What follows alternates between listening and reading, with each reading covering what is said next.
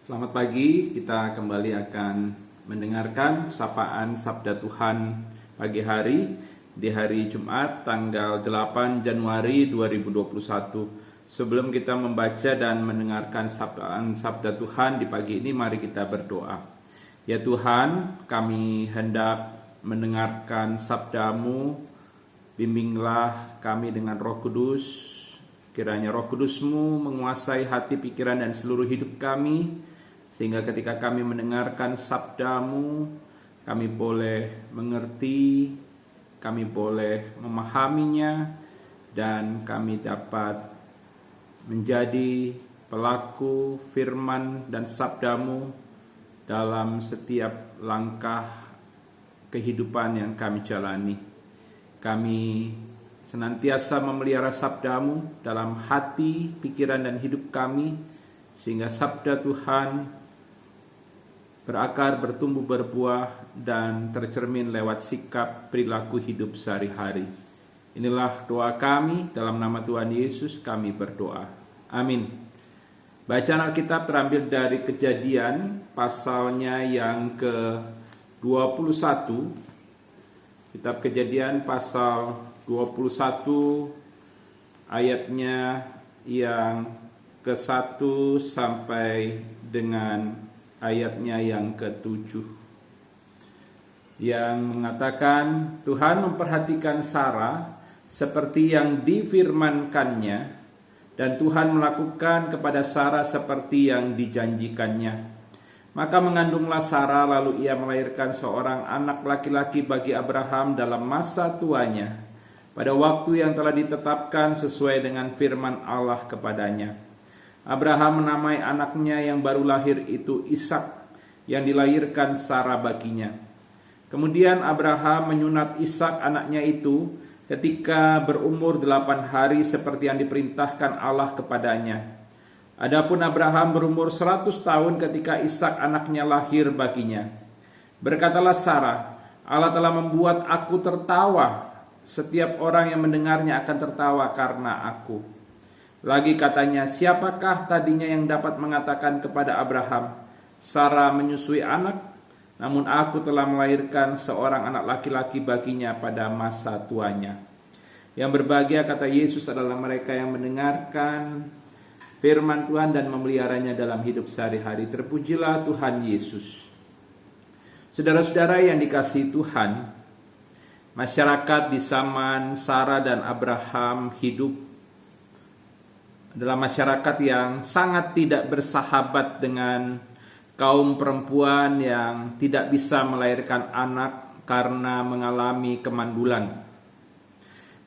Masyarakat pada masa itu kerap mencemooh, memandang rendah, bahkan mengucilkan kaum perempuan yang tidak bisa mempunyai keturunan atau mandul.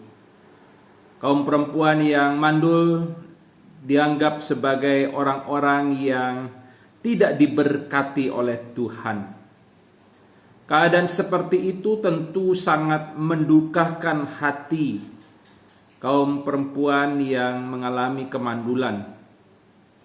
Nah, hal yang mendukakan hati seperti itu pernah menimpa Sarah, istri sah dari Abraham.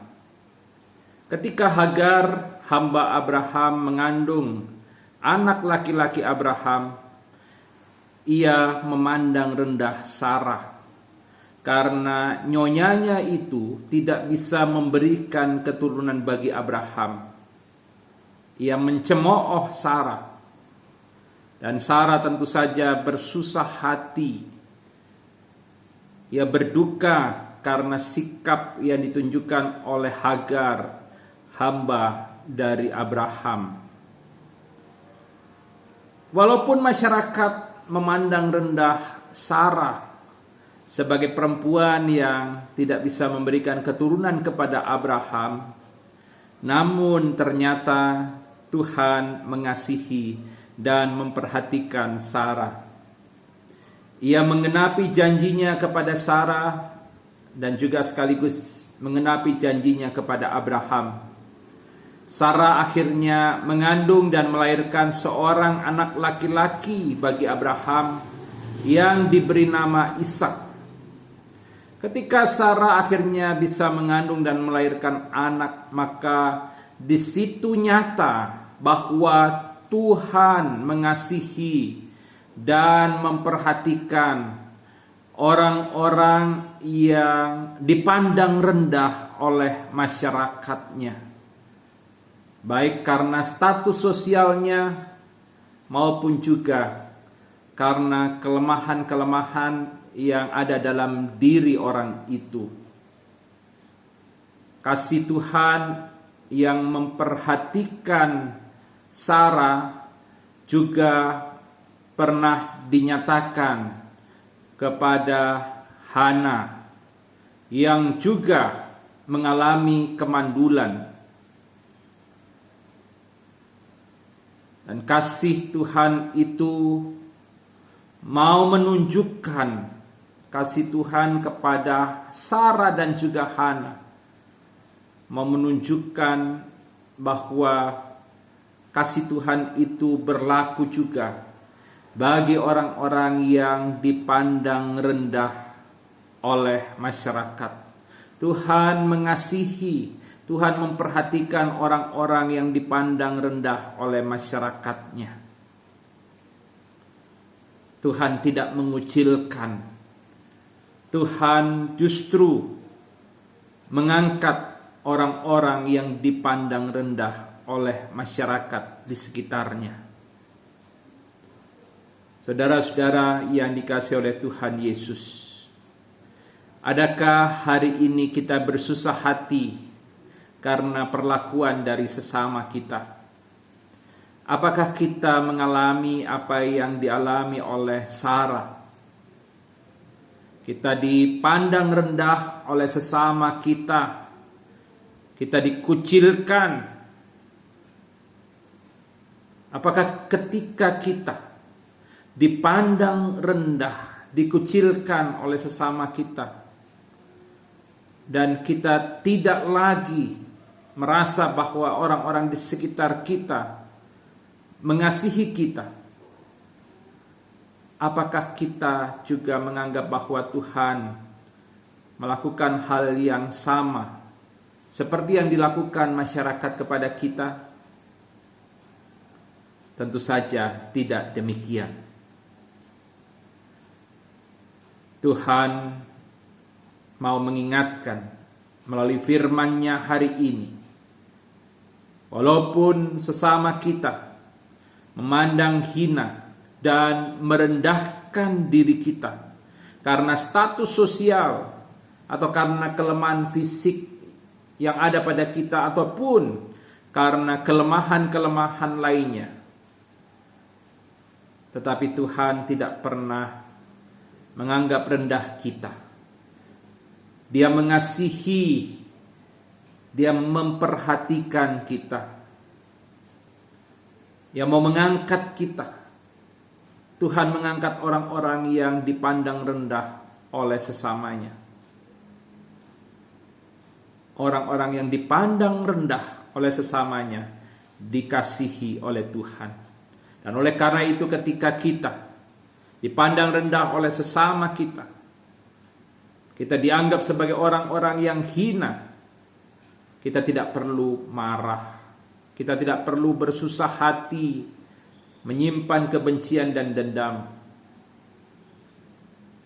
Jangan juga kita melampiaskan kekesalan kepada Tuhan. Mari tetap jalani kehidupan dengan penuh semangat. Kita tetap memuliakan Tuhan dalam hidup kita. Karena Tuhan sungguh-sungguh sangat mengasihi dan memperhatikan kita yang sering dianggap rendah, dianggap hina oleh sesama kita. Tuhan Yesus yang adalah sahabat sejati tidak akan meninggalkan kita dalam berbagai situasi kondisi yang kita alami. Tuhan Yesus memberkati kita. Amin. Mari kita berdoa. Tuhan, terima kasih karena melalui firman hari ini kami diingatkan bahwa Tuhan memperhatikan dan mengasihi orang-orang yang dipandang rendah oleh sesamanya.